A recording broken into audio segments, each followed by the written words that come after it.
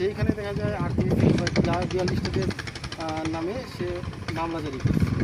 তো মামলা আমরা সেখানে পেশ করছি আমাদের পক্ষে, মানে আমাদের বলতে গেলে লিডার কোন, উকিল কোন, বড় ভাই কোন বা জনপ্রতিনিধি যেটাই বলেন, সেটা হচ্ছে সাইদুর রহমান, যিনি একজন বিএনপির সাংগঠনিক সম্পাদক আর কি, সহসম্পাদক। উনি আমাদের বিষয়টা, আমাদের জমির বিষয়টা সব কিছু উনি ডিটেলসে জানেন। দেখা যায় আমরা এখানে অনেকে আমরা জানিও না, তো উনি ভালোই জানে।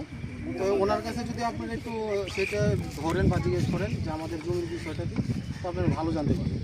আর এখানকার যে বিষয়টা, তো আমরা ওইখানে ফেস হচ্ছি, ম্যাজিস্ট্রেটের সামনে যাচ্ছি, আমাদের দলীয় শো করছি, সেও শো করছে।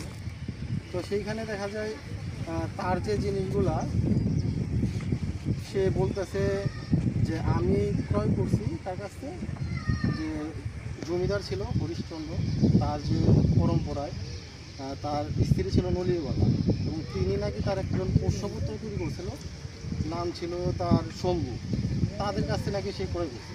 আর আমরা যারা বাকি আছি তারা দেখা যায় হরিশচন্দ্র এবং তার যে বংশ পরম্পরায় নাতি ছিল চন্দন, ওই চন্দনের কাছে আমরা অনেকে এখান থেকে ক্রয় করছি।